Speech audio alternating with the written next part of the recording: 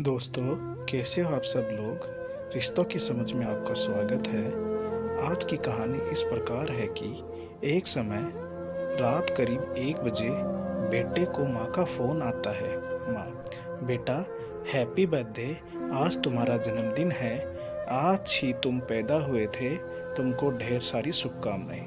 बेटा, माँ, ये कोई टाइम है फोन करने का? पता है रात की 1 बजी है। आज सुबह तक इंतजार नहीं कर सकती थी, मेरी नींद खराब कर दी। माँ ये सुनकर फोन कट कर देती है, लेकिन कुछ देर बाद ही पिता का फोन आता है। पिता की आवाज़ सुनकर बेटा कुछ नहीं बोलता, बस इतना कहता है, पिताजी, आपने भी बर्थडे विश करने के लिए फ़ोन किया है? पिता, नहीं, मैंने बर्थडे विश करने के लिए फ़ोन नहीं किया, बल्कि मैंने तो तुझसे माफ़ी मांगने के लिए फ़ोन किया है। तुम्हारी माँ ना समझ है, ना कुछ समझ पाती, भला कोई इतनी रात को फ़ोन करता है? बेवकूफ़ है ना, उसे पता नहीं तुम गहरी नींद में होंगे। लेकिन एक बात बताऊं बेटा, तुम्हारी तो एक दिन की नींद खराब हुई है, मेरी तो साल में 365 दिन हर रात 1 बजे तुम्हारी माँ उठकर नींद खराब करती है और कहती है, इसी समय हमारे बेटे का जन्म हुआ था, बर्थडे विश करती है। पिता फिर से कहते हैं, जानते हो, तुम्हारा जन्म हुआ था तो तुम्हारी माँ ने अपनी जान की परवाह न करते हुए तुम्हें इस दुनिया में लाने को कहा, क्योंकि डॉक्टर ने साफ कह दिया था इसमें माँ की जान भी जा सकती है।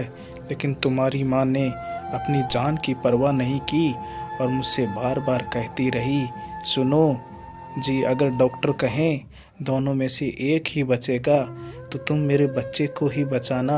और मेरे से जब डॉक्टर साइन करने को कहा तो मैंने भी कांपते हुए तुझे ही बचाने को कहा, और तू कहता है माँ ने तेरी नींद खराब कर दी। सो जा बेटा, अब तेरी माँ तेरी कभी नींद खराब नहीं करेगी। पिताजी ऐसा कहकर फ़ोन काट देते हैं। बेटा, अरे मैंने क्या कर दिया, बड़ा पछतावा होता है। इतना कहकर वह सो जाता है और अपनी भूल को मानता है।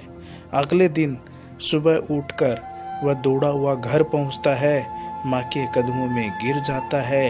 माँ, मुझे माफ़ कर दीजिए, ये मैंने क्या कर दिया।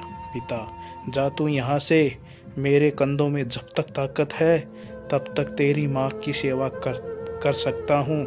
माँ बोलती है, माफ़ी तो मांग रहा है बच्चा, मान लीजिए ना। पिता, देखा, ये होती है माँ, बेटे की लाख गलती होते हुए भी अपने बच्चे का बचाव करती है।